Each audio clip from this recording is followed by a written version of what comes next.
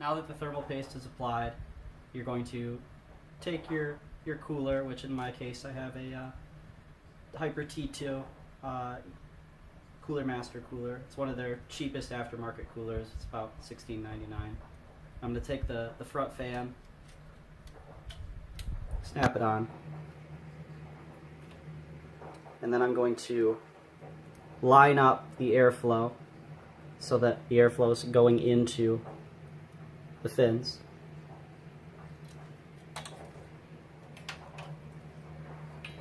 And then I'm just going to gently set the cooler, all 4 holes